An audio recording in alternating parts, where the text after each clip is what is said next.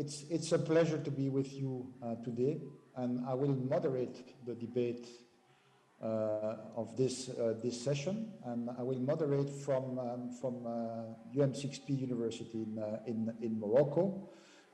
If we have technical problems, my colleague Shane Zingore will take over because he's sitting. I can see him sitting in Dubai. Before the introduction of the panelists, I will have a short presentation, about 7-8 slides, to set the scene on the topic today. And I'll just put it right now. So my name is Bruno Gérard, and I'm a professor and lead of the Agrobioscience department at UM6P in Morocco. Yes. Can you confirm you see my slides?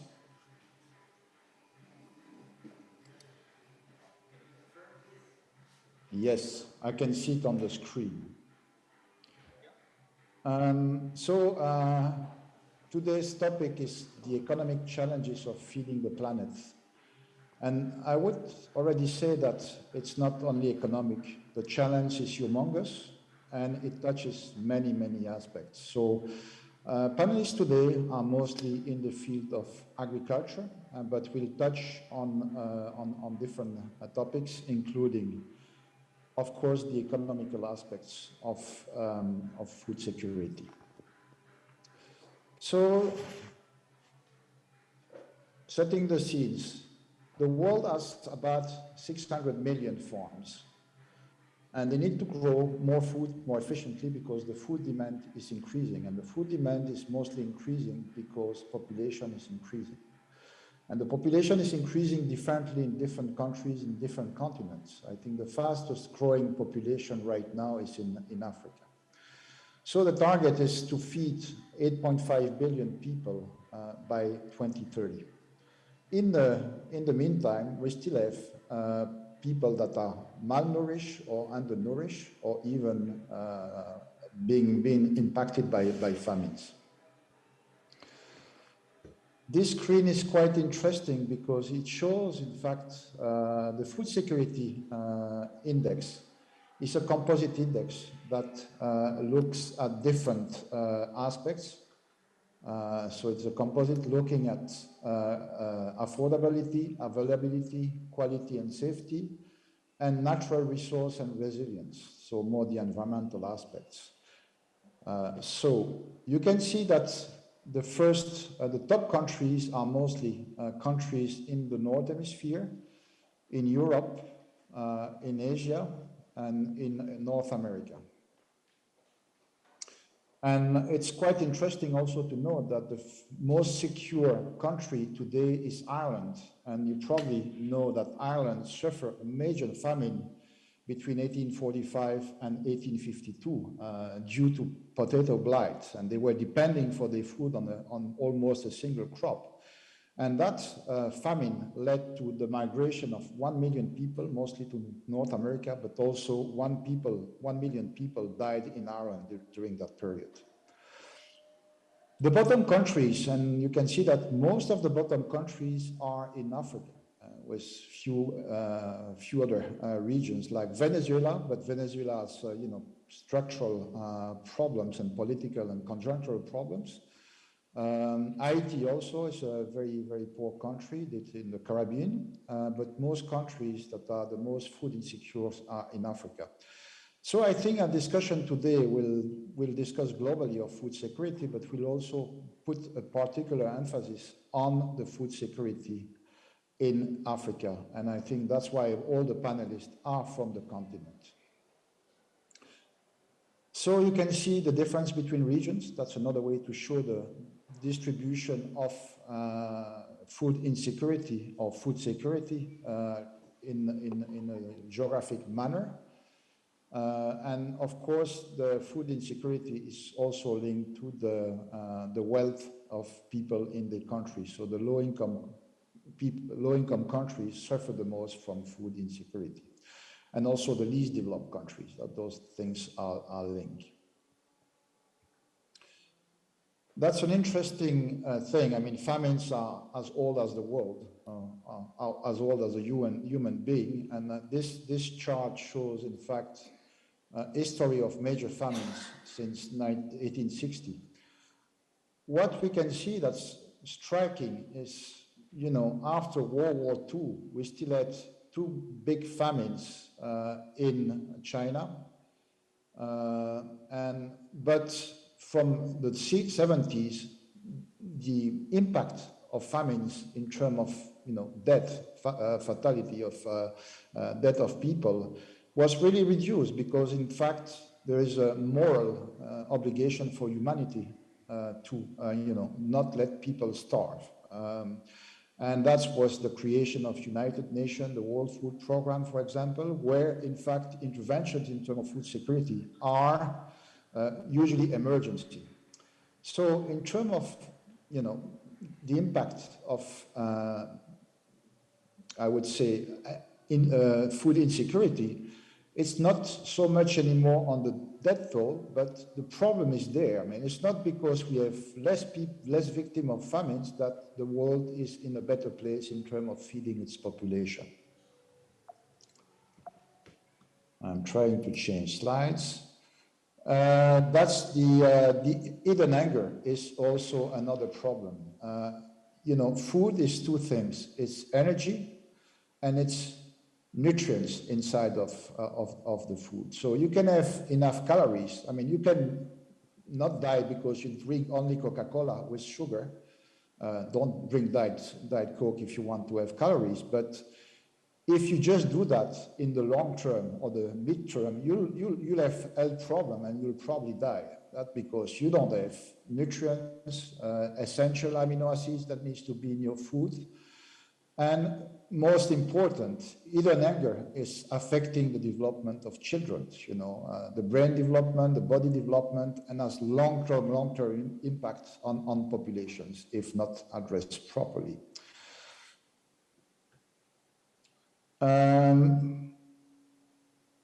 That's the share of children that are underweight, and you can see again that Africa is really a problematic continent with countries that are, you know, usually in extreme poverty. So the percentage of the population in extreme poverty, of course, impacts the way people can feed themselves. So reducing poverty reduces also, you know, malnutrition and undernutrition as well. So that's the message. So it's not economical only. It's a lot of things that we need to put together to solve the problem.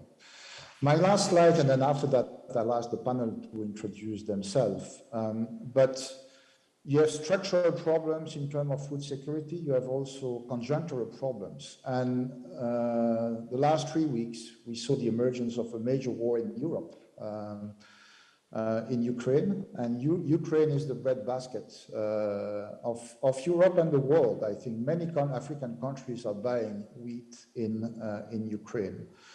So you can see the effect on the wheat price. That's a price in dollar per bushel. Don't ask me to give you the conversion in dollars per tons, but it's about the wheat is probably about $400 or $400 plus per ton right now, and you can see that it almost doubled.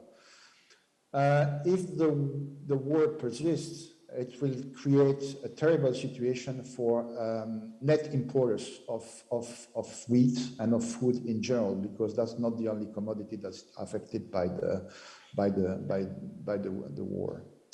So I think we have all, you know, we're all praying and expecting to a quick end of that war, because it will have a major impact on food security in the world as well. So having said that, I would like to stop sharing my presentation and give the floor to the panelists that are with me. And I'll start with my colleague who was in Kenya right now. We are two online. So I would like Melvin to introduce herself. And brief introduction and maybe your view on the discussion today, and then I will go to more detailed questions. Melvin, the mic is yours. Thank you so much, Professor Bruno. My name is Melvin Adhiambo-Ochieng, and I'm a student from Moabit 6 Polytechnic University in my final year of master's, currently conducting my project for my master's thesis. And I'm excited to be part of this discussion on food insecurity globally. Just to share a few points, one of the fathers of Green Revolution, Norman Borlaug, once said that without food, man can live at most a few weeks, but without it, then all other components of social justice are meaningless. And therefore, it's important to have these discussions on global food security. And also some few reactions on the presentation. Among the major global concerns that has been to provide safe and nutritious food for all. And despite the fact that some countries or some nations have managed to achieve this, Africa is still lagging behind. And this is why having these discussions is quite important.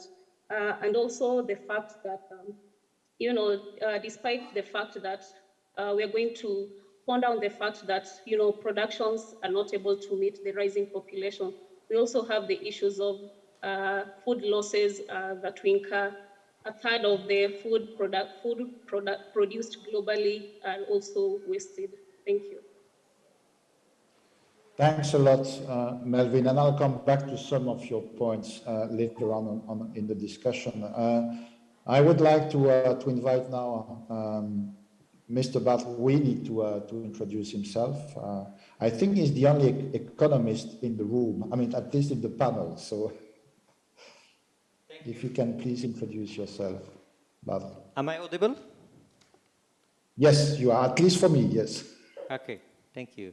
So my name is Batlwini. I've been working in the food industry for almost 18 years as a corporate manager, and recently I started my own, if I could say, my own business. And this topic of today is really interesting for me as a person and also as a company. And I'm honored to be here, and thank you for inviting me to this panel. And I will wait for the colleagues to present themselves, and then we'll look forward for your questions so we can be active participants in this discussion. Thank you. Thank you very much for the introduction. I'll go to Dr. Shemi Zingore now. Shemi, can you introduce yourself? Thank you very much, Bruno, and thanks to the audience today as we take time to reflect on a critical issue on how we can feed the world.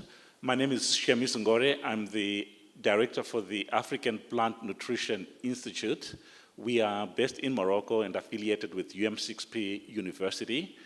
We conduct research and promote the adoption of technologies that help to improve crop productivity on the continent in Africa, with a primary focus on the foundation of food security, which is the soil that provides us with the nutrients that are needed to produce the crops and the animals. So our focus is on plant nutrition for a food secure and prosperous Africa.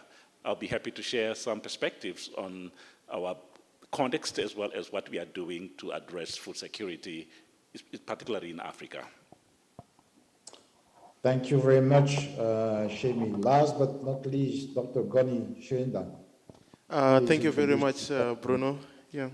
So my name is Ngoni Zashechirinda. I'm a professor at UM6P in Sustainable Tropical Agriculture. I am really looking forward to this discussion, because if we fail on food, we are going to fail on everything else. Thank you. Thank you, Gani. I'll ask my first question to Shemi. It seems like Africa, there's plenty of land, There are many places where we have good rainfall. And still we have, and when we look at the yield gap, that means that what you could produce and that we don't produce, the difference between the current yield and the potential yields. What is the problem there? Why do we have such a large yield gap, Shani? Yes, Bruno, the sound is not coming out clearly, but I think the key point, that you raise, which is a critical part of the trends that we saw in your presentation, which explains in a large part the divide between the food security situation in the developed part of the world and the developing part, of which sub-Saharan Africa was clear in lagging behind. And we can explain the large part of food availability on the continent with the poor agricultural productivity. And we observe that currently yields in Africa are about 20% of yield that could be achieved with optimal management.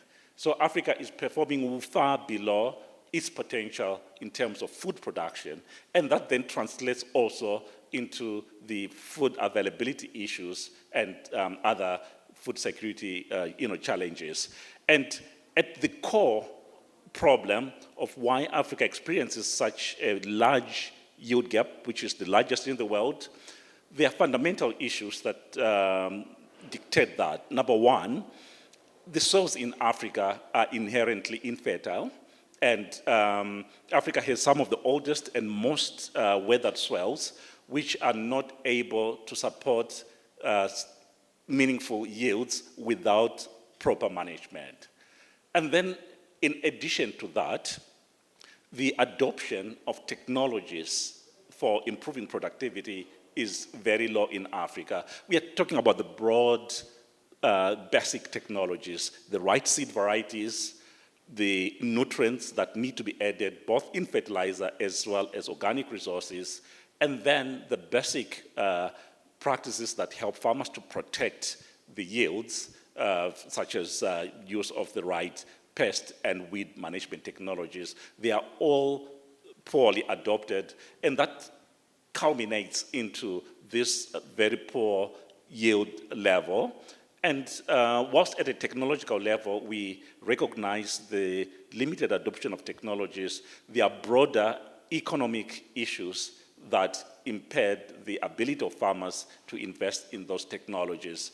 And part of our interest in our work is to reduce this yield gap by ensuring that we provide the solutions that help farmers to adapt technologies within the socio-economic context. So looking at technologies that are affordable to smallholder farmers and help farmers to improve to the next level as they, you have a stepwise process in reducing the yield gap. So fundamentally, nutrient use is a big issue. And I also wanted to put in an important number here about the poor soils and low nutrient use, because currently Africa uses about 20% of the world fertilizer rate.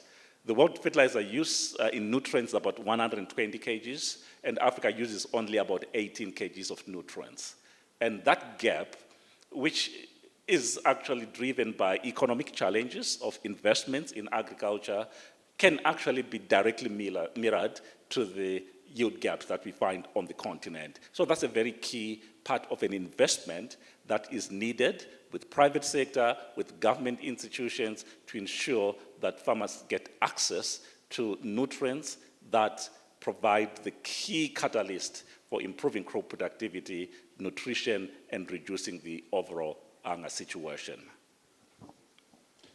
So it's not an easy solution, if I understand, Shemi. And I'll go to Ngoni now. And our farmers are coping with the rapid population growth, and our farming systems are coping with the challenge of producing more food.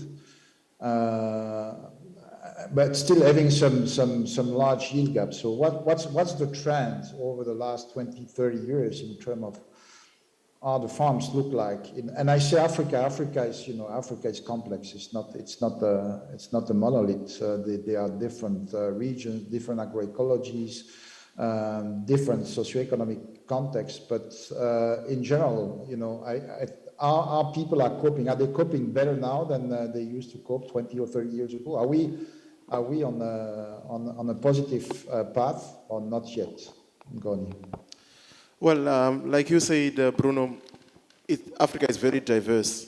And in some regions, we are seeing progress. We are seeing improvement in production, especially where farmers begin to work within the context that they find themselves in. And just to add to what Shemi says, I mean, if you look at Africa, 51% of the arenosols or the sandy soils, the low nutrient soils, you find them in Africa.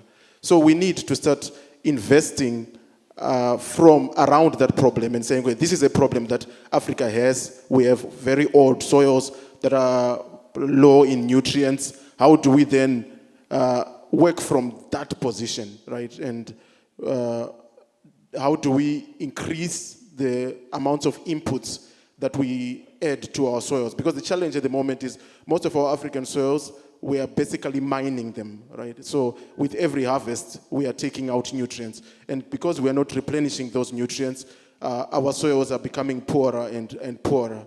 So to answer your question in terms of the progress, in some cases, I mean, because of the diversity of the continent, I mean, the different number of countries and, of course, the different number of policies, I mean, within the different countries. Some policies are better aligned to increase production. Some investments are better aligned. But in general, if you look at, for instance, the graphs that you showed, most of the victims, the highest victims of famine that remain are in Africa. So that basically means that even though there is progress, we still remain as a continent largely vulnerable to shocks. You talk about the Ukraine war and the Russia war. We will soon be seeing the impacts of this because we are dependent so much on inputs from outside our continent. Thank you. Thanks a lot, Ngoni. And I'll go to Basil now on more. I mean, many experts say Africa doesn't have, or African countries don't have the enabling environment that allows to grow in terms of wealth. So I would like to ask you. I mean, you're from Morocco. You are living in Dubai, if I'm right. And you are involved in the food industry. Are there enough private investments in Africa? Thank you, Mr. Bruno, for your question. It's really an interesting topic and question. From my as a representative somewhat the private sector, and I have been also working in North Africa and in Morocco and recently in the Middle East, and I have been in close contact with the markets and in Africa. I can see that there is still a lot to do in terms of investments in Africa, and in terms of adding values. Still, the continent is relying a lot on importation for a lot of, if I could say, high added value products. So I think Africa is a source of a lot of important raw materials in different industries, starting from the food to other type of industries. But it is exported as is in many cases, and the transformation is made in other countries, mainly developed countries, and then it comes back as finished goods. So, and the continent has to pay more to get this product. So here I will also really connect it with the affordability.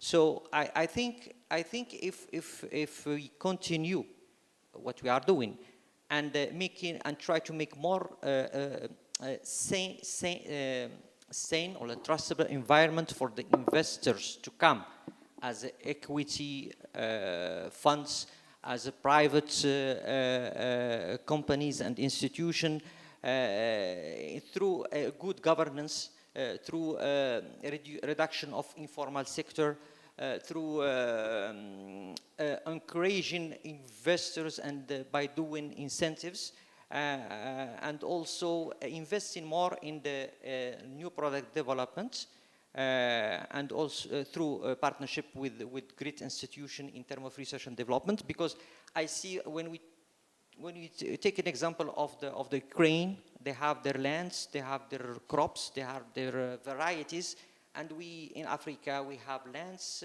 we have arable lands, we have a soil. We lack nutrition, but I think we have also, like in Morocco, we have 70% of the stock of the phosphate in the world, and I think we have the ability to produce ourselves the fertilizant, and instead of importing a big part of it, and this we're gonna gain the value, and then we're gonna invest it in our country. And also in terms of, I will take also the example of adding value in terms of food. When we talk about food transformation, investing also in new technologies locally. I think the impact of globalization, when there is a war, we are having a problem in supply chain. So the supply, especially the supply pattern is broken.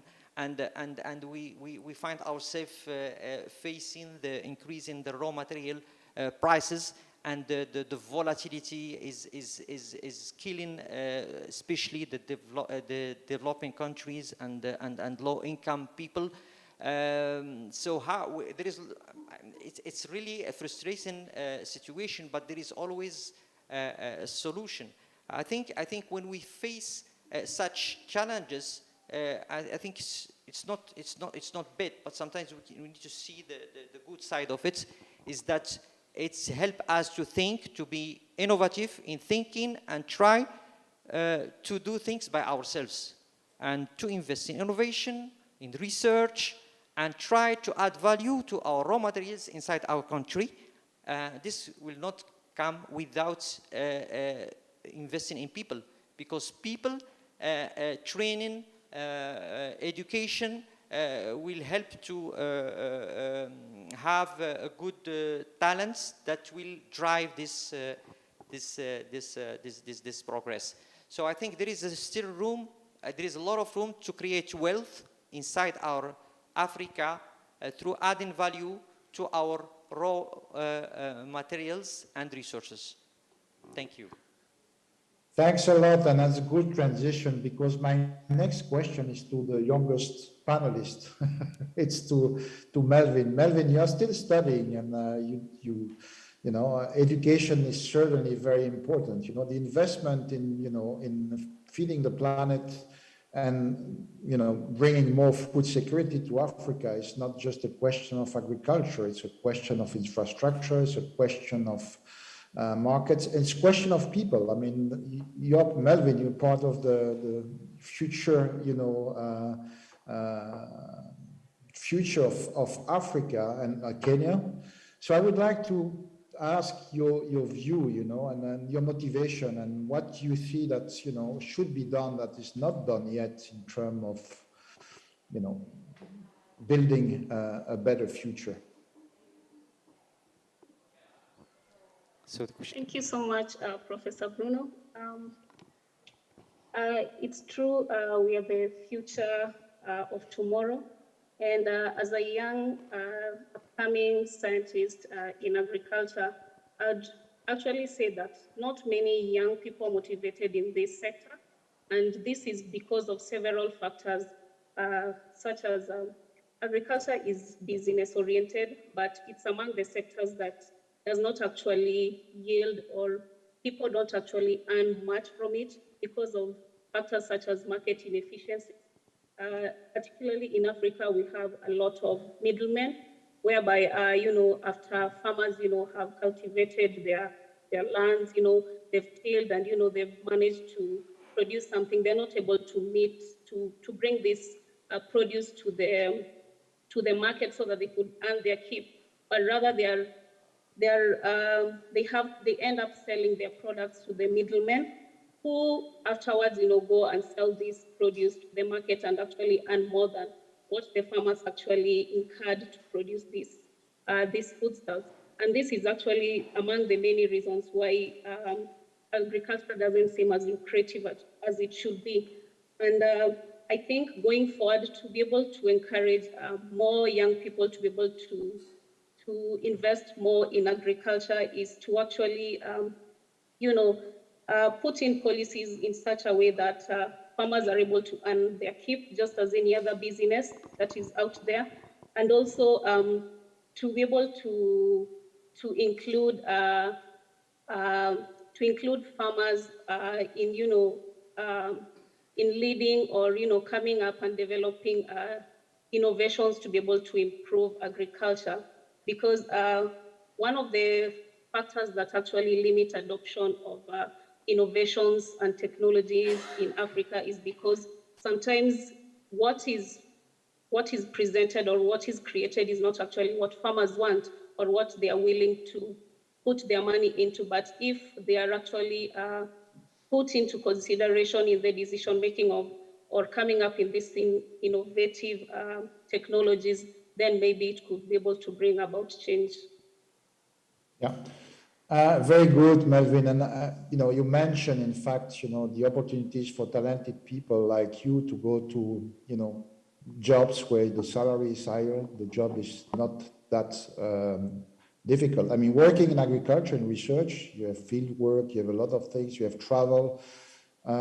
It's exciting, but it's also sometimes sacrifice. So what was your motivation, Melvin? Why did you choose to study agriculture or agronomy?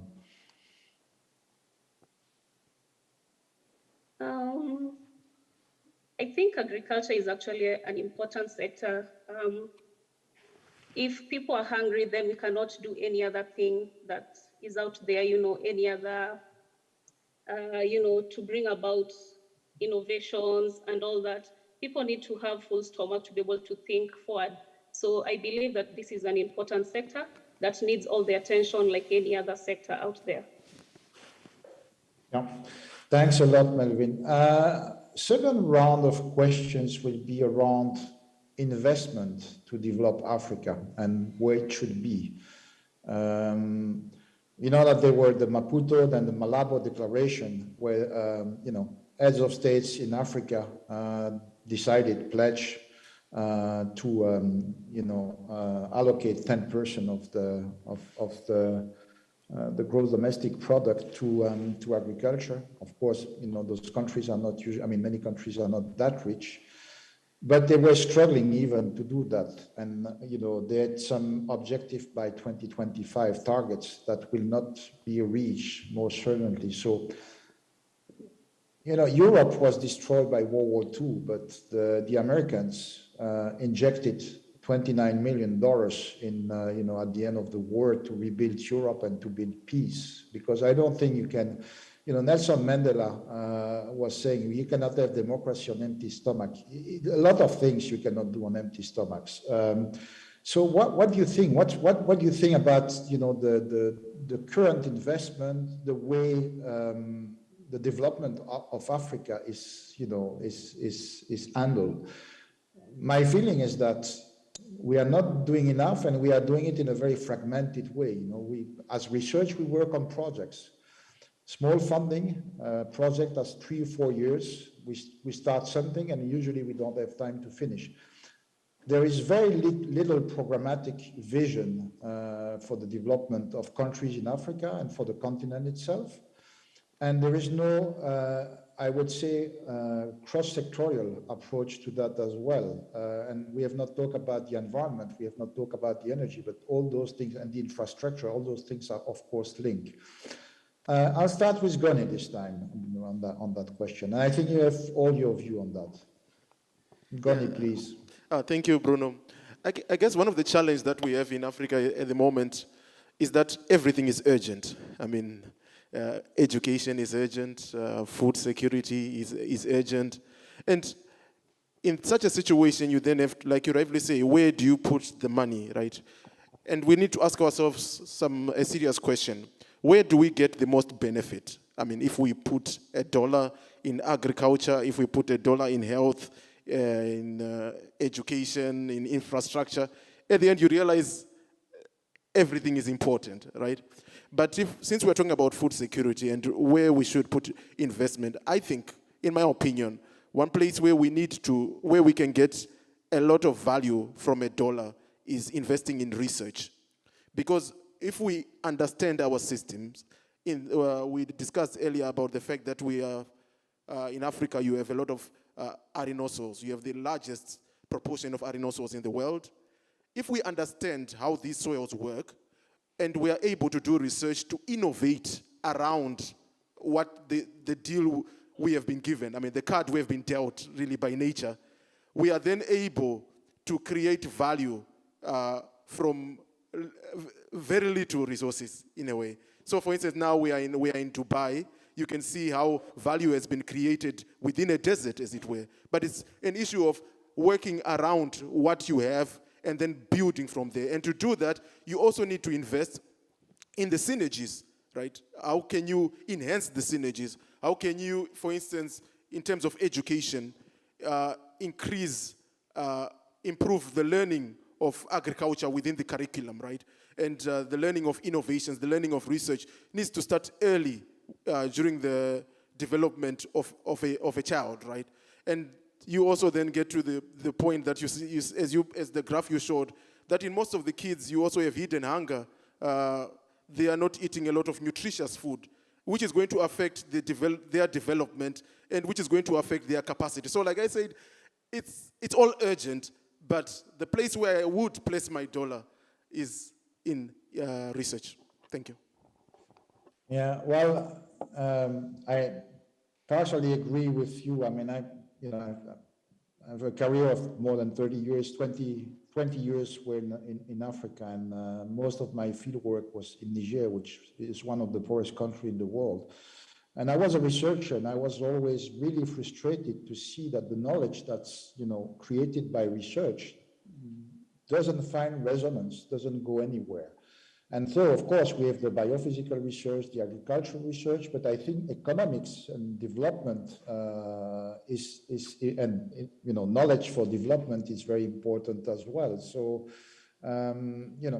we see so many things that we can do from at the field level that would bring more food, but it's not happening. And I think that's, again, I was talking about the enabling environment. So I think the investment is just widespread over everything, and then you don't see the effect of the investment. So we need larger investment, and we need probably to sequence better the development strategy of countries, and not jeopardizing the long-term benefits to short-term benefits. We do not build foundation. I mean, that's Shemi, your view on the similar question.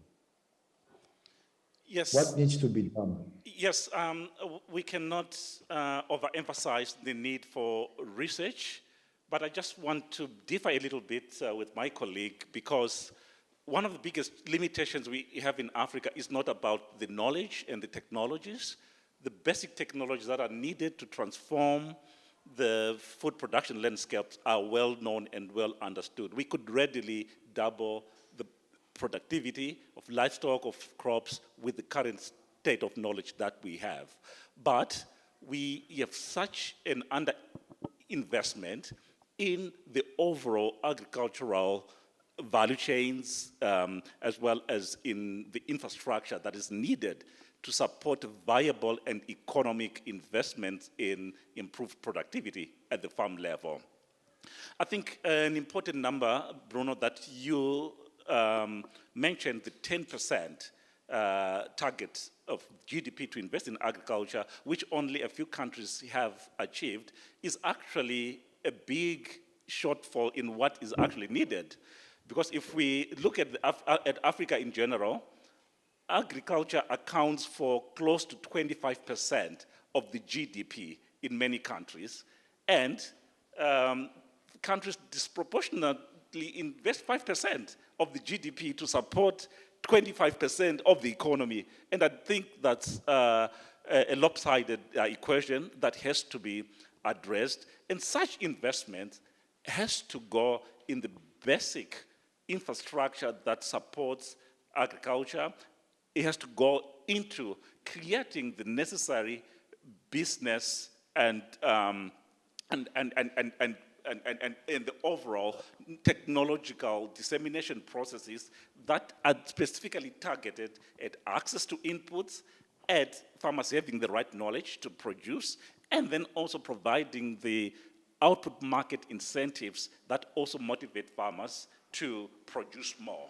So I really think that a big emphasis in the basic technologies, the infrastructure that is needed to support agriculture is very, very fundamental. And I think I wanted to also mention another very important number, that from our perspective of soils and plant nutrition, we are currently in Africa, because of underinvestments in nutrients, losing nutrients and degrading the land, which is costing the continent close to $65 billion a year.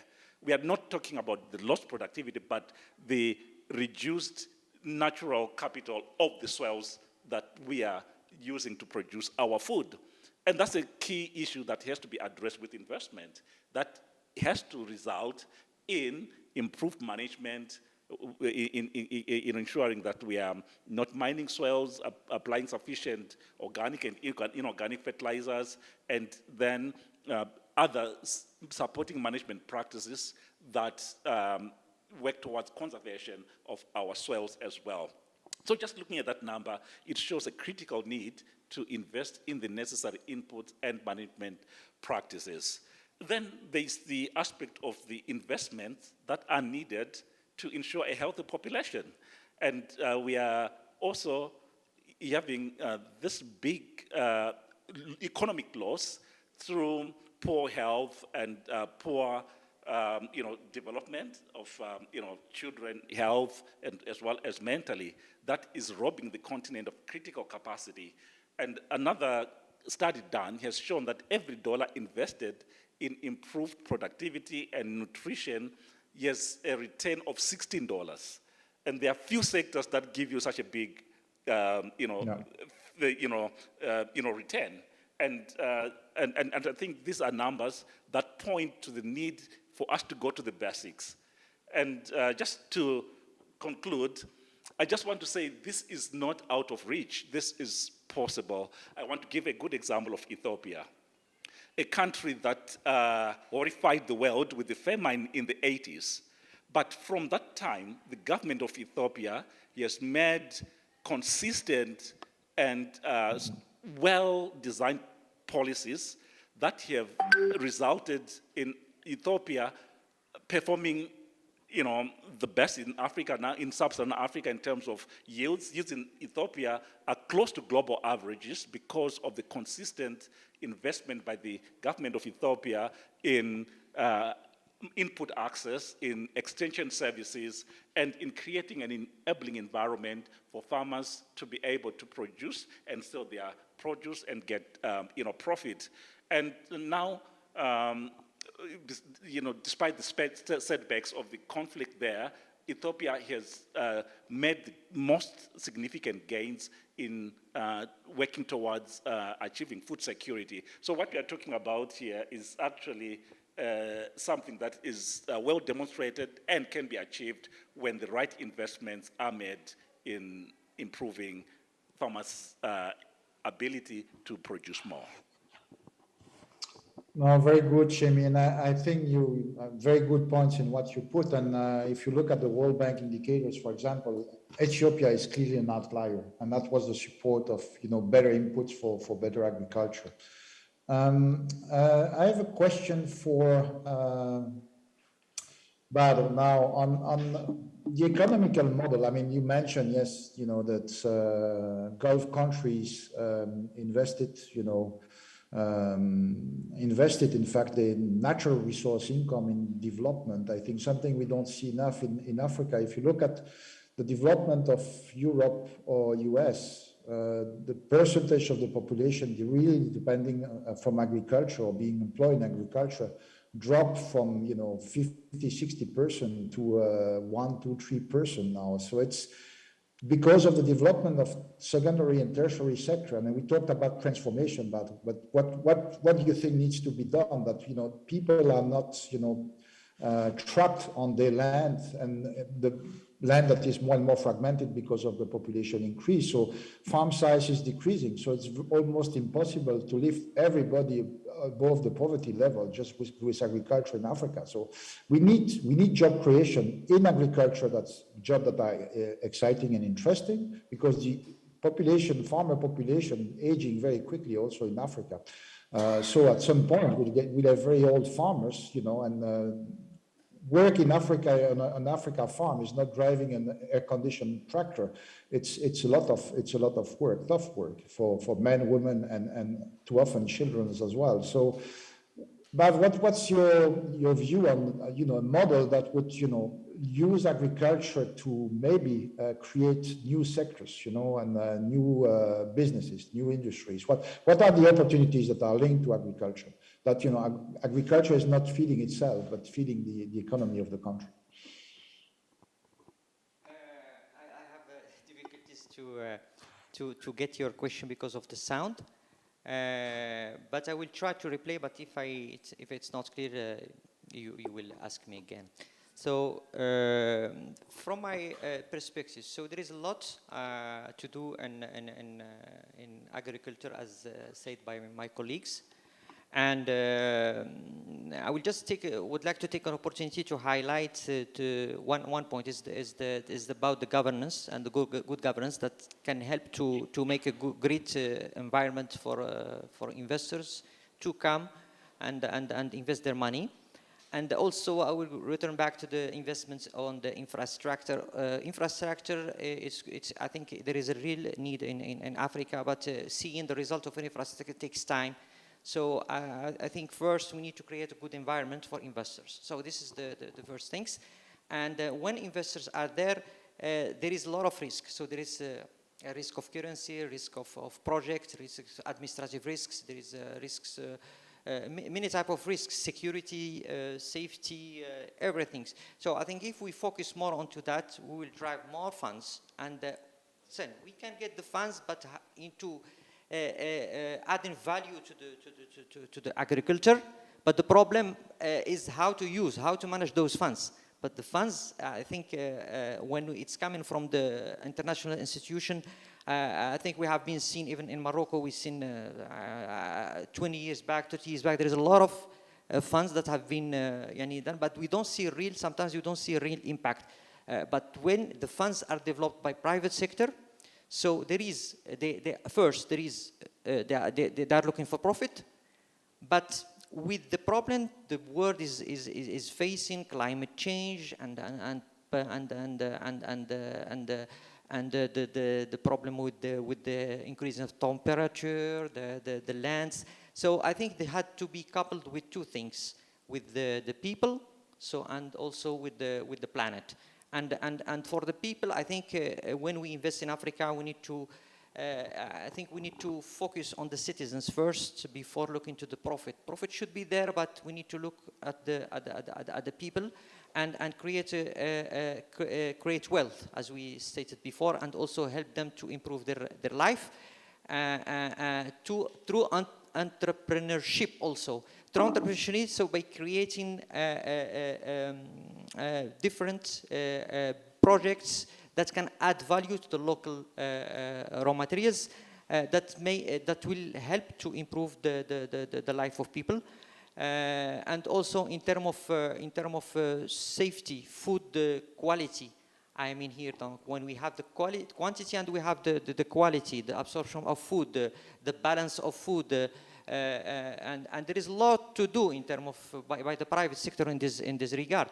I think there is a lot of room to create companies, to create projects in Africa, to be able to produce well balanced food from the local raw materials, And also in terms of, there is other, also, of course, investment that can be done by private sector in terms of fintech, in terms of digitalization, in terms of supply chain improvements. So there is a lot, but the main things is to have the safe environment to secure the business, and also have, when we talk about finance, so the companies that invest in funds, but one time they want to exit, they want to buy to resell their shares. So they should be a flexible and resilient financial system that helps the investor to come and don't risk their money.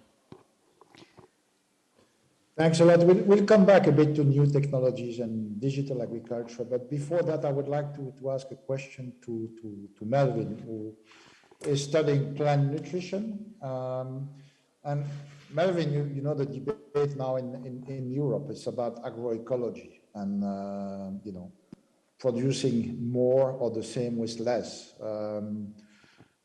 And some people are trying to export that model for Africa. What do you think of that? You know, the fact that people say, inputs are not good. So what's your view as a Kenyan and as somebody studying, in the field of plant nutrition? Well, thank you so much. I think the concept is good, but yet again, I think for Africa, we are still not yet there.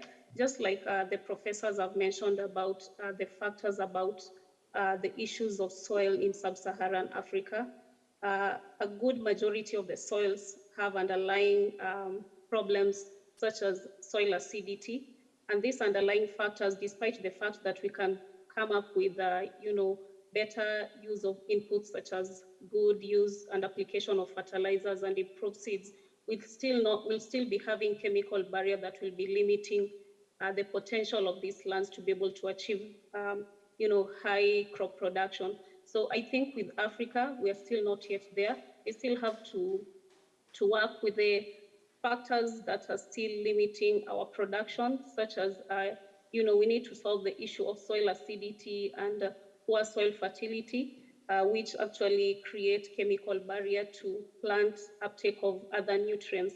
So if we're able to tackle first the issues that we have with our soils and, incorporate factors such as good use and selection of fertilizers that suit our crop needs and also our soil needs, and also the use of good seeds, then we could be able to meet these crop needs, and then maybe we could be able to talk about that. But I feel like for Africa and Kenya, for instance, we are still lagging behind.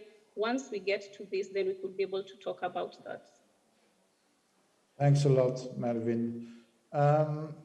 We still have 9 minutes, I think. So this debate went very quickly because I think you have all very interesting points to say. So I would like still to discuss very quickly about digital agriculture, about new technologies and how those fits in, farming systems in Africa. I mean, it's not just using tools that they use on large farms in Australia, United States, and say, well, it will save Africa. So what's your view all? I mean, Melvin, I can start with you with that question. I mean, you're the youngest one again, so probably the more savvy with new technologies. Could you come again? Sorry. Yeah, I would ask you what you see, on new technologies, digital agriculture. What are things, we can just not parachute things that are done somewhere else. I mean, we need to adapt and adopt those technologies. So what's your view on that? Because extension services are, understaffed. If you look at extension services in Africa, it's not very, very big. So those communication tools and decision support tools should help a lot, I believe, but they need to be designed properly. So what's your view on that? Yes, thank you. I believe digital technologies are going to help us to be able to try and meet the food security challenge, such as the use of vertical farming, aeroponics, etc. However, with Africa, once again, we have over-reliance of crops such as maize, and wheat, and I don't see how we are going to be able to have this type of crops in such kind of systems. It's still going to be a challenge. However, I still believe with the rise in global population, that means we are still utilizing land for development and all these other factors, which is limiting the area that should be used for cultivation. So in the end, we are going to have to utilize the same unit area to produce enough food to be able to meet this rising population. So we still have to make choices on what what are we going to give up, and what are we going to take up, and also maybe diversification of foods, such as introducing insects for food to be able to try and meet up with these demands for food. Thanks, Melvin. Bob, I'm coming back to you on innovations or solutions on decision support tools for agriculture, but on the financial services, I always thought that financial services are something that are not much deployed in Africa, and I think they can be double-edged. I mean, many farmers commit suicide in developed countries because they are they are under debt. But what's your view on financial services for agriculture in Africa? And that's not only credit, but maybe insurance, all those type of things that we can benefit in developed countries. Okay. Thank you for your question. Yes, I think there is having a good experience we can take an example of Orange and other companies who invested in fintech by mobile payments. I think there is a couple of great stories that happens in Africa, and they are used now as inspiration for different regions in the world. But I think what makes them those new technologies, or fintech technologies, succeed in the region because they were adapted to the local condition of the people. So they were not just imported and implemented, but they rise from the real reality of the people and were adapted to the lifestyle of people. So from this example, I think there is a need for financial system and that improved financial system to help the population and to help the growth in Africa, but it has to be adapted to the local condition of the country. So I think the example that I cite just a few of them, and I think there is a lot of room to improve in Africa. Thank you. Yeah, thank you very much. And I believe that, for example, Mpenza was transformative in Kenya, because it gave access to farmers of banking services, which can transform. Instead of buying a goat or cattle, when you have income, you just put it in a bank account. I mean, it's easier to manage. I think we have 3 minutes, and I will ask my two colleagues from Zimbabwe, Goni and Shemi, to have few concluding remarks, and then we'll close because we don't have much more time. So I'll start with Goni and finish with Shemi. Just 1 minute and 30 seconds each. Okay, thanks, Bruno. I think one thing that we need, like what my colleague says, there's a lot of the things that we need to do, we already know, right? But then the question is that knowledge in the right place? Is it just in scientific papers, or is it in the hands of the farmer? So and is it in a way that the farmer can use it?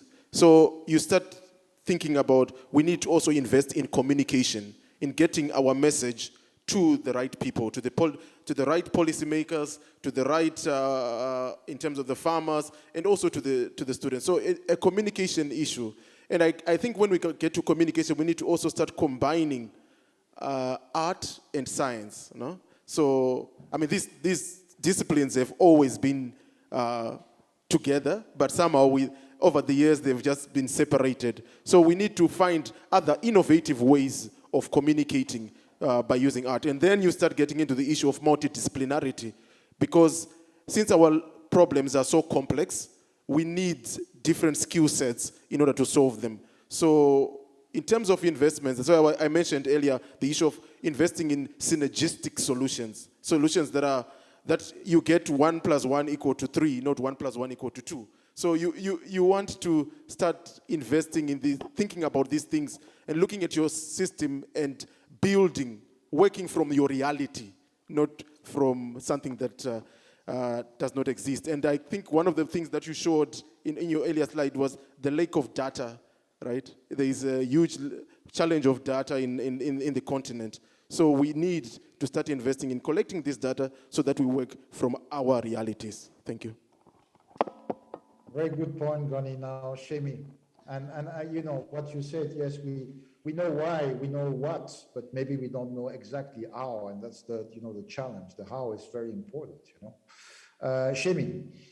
Yes, I think I just want to end with the major mega trends. And one big trend that has implications on the global food security is that for many years, food prices were generally trending downwards until 2014. And from 2014, food prices started to gradually increase. So that affordability component of food security will remain a big global challenge of how to keep food prices affordable, so that even in regions where you have deficit, the prices remains within ranges that don't exclude many farmers and much of the population from affording the food. And part of the key drivers in the developed side of the world all the stringent need to adhere to some of the strict environmental and other economic controls. But when you come to the continent in Africa, the basic issues around the poor and lack of investment locally and the overdependence on imports for inputs and other technologies, which leave Africa well exposed to the rising costs outside the continent. So buffering Africa by encouraging local investments, and we see a lot of investments starting to materialize. For example, production of fertilizer in Nigeria, which has only been started in the last decade, which is starting to put Africa in a position where we are utilizing our internal resources to develop our agriculture. And the last major trend that we face as a continent is the increased population, but also the rapid urbanization. So Africa will have a very big urban population that will need to be primarily fed from the farms. So a structural need of change is required for us to improve the efficiencies of our farms, which might need modernization, mechanization, so that we can produce more food that can support the ballooning urban population, and that is going to be probably half of the population in the next decade or so. So that becomes one of the key issues that will demand innovation and policy investments to make sure that the right decisions are being made on how our agriculture is structured on the continent. Excellent, Shemi. And I think just one point about, the role of food security is also political stability. We all know that, the Arab Springs were fueled by the food price increase. And we are likely to see food price increase in the next months to come. I mean, we are seeing it starting now, but it will probably, if the war doesn't stop quickly, it will continue. So I would like to thank you. I think, we all remain, we work in research or in development, and we all remain optimistic, but we have to be realistic as well. We need to pledge for more investment and coherent investment, not in one sector that just have negative effect on the other sector. So I think we really need to invest in African countries in coherent manner and with a long-term vision. Even in research, I was always asking, the donors when I worked for international research institutions, say, you cannot ask us to work 3 years on something and 3 years on something else that, completely different. You need to have a programmatic vision of things, whether it's research, whether it's development. So I would like to thank the panelists very much. I think you've been great contributor to the discussion. It was very pleasant for me. I hope it was pleasant for the audience as well. And I'll say goodbye, and I will all see you in Morocco soon, I guess. Thank you, Professor. Thank you. Thank you.